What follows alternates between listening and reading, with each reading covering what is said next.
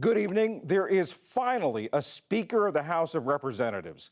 After 4 days of defeats and deal-making, Republican Kevin McCarthy was elected to the job early this morning on the 15th try. That's the most since before the Civil War. So help you God.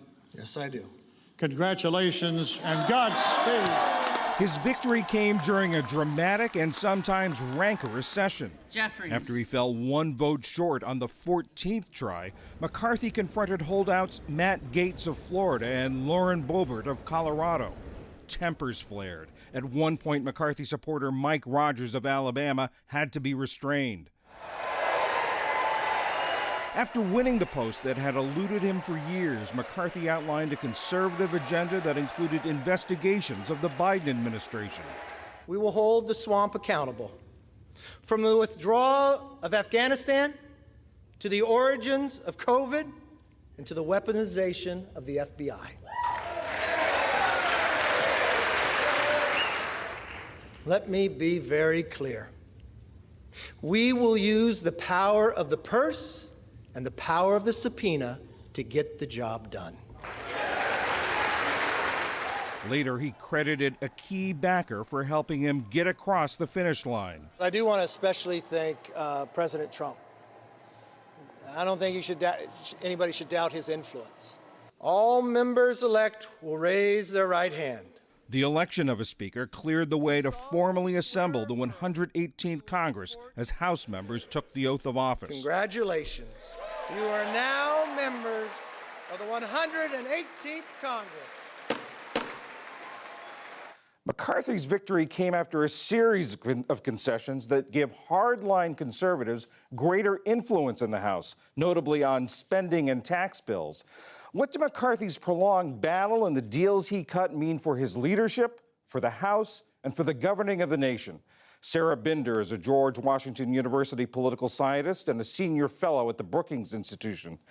Sarah, one of the things that that Speaker McCarthy said last night is what we do here today, next week, next month, and next year will set the tone for everything that follows. What tone was set by what happened this week? Well, what we watched play out in front of us in levels of detail we're not usually accustomed to on C-SPAN was a very slim, fractured majority trying to get on the same page.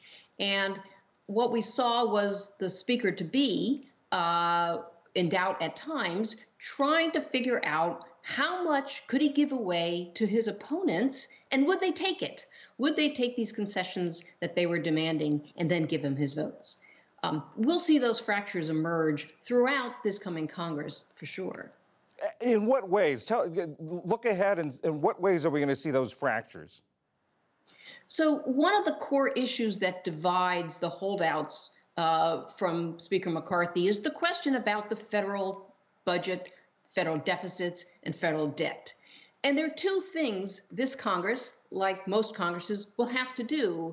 At some point, mostly in the fall, they will need to pass spending bills, get them through the House, the Senate, and the White House, pass spending bills that most recently raise federal spending, both for domestic side and defense side. But his opponents have vowed not to do that. They want to cut. They want to cut both defense spending, which the defense hawks in the Republican Party aren't going to want to do, and they're going to want to severely cut domestic spending. And it's not clear that 218 Republicans even, especially those from swing districts won by President Biden, it's not clear they're going to go along. So how do you keep the government funded and open? Will there be a government shutdown? Do you think any of these concessions may come back to haunt him? Well, I think the key concessions here, first of all, are Speaker McCarthy's willingness and his agreement to put 3 Freedom Caucus members from the far right of the conference, to put them on the Rules Committee, which is an arm of the Republican leadership. That's the committee that decides which bills will go to the floor, under what conditions, will there be amendments, who will offer the amendments. With 3 Freedom Caucus members on that committee, is going to put them in a position to try to advance their policies, not just to block things on the floor that they've sort of mastered in the past. I think that could come back to haunt Speaker McCarthy. Others will point to this motion to vacate the speakership. That's existed in the past. I think McCarthy, it's a thin reed that he's standing on already, and that threat of deposing him, it's going to be put a little more oomph behind those threats.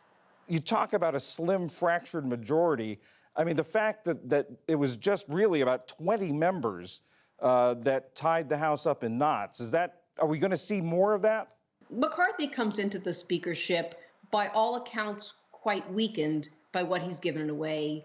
And I think that's going to encourage not just the original 5 holdouts and not merely the 20 who secured some concessions in this deal making over the speakership. I think that will encourage other members of the Republican majority to come forward and to push their perspectives as well. Right?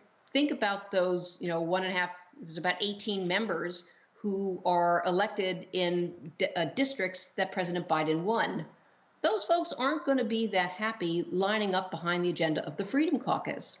And that's trouble ahead. That's really trouble ahead for Speaker McCarthy. Sarah Binder of George Washington University and the Brookings Institution, thank you very much. Sure. Thanks for having me.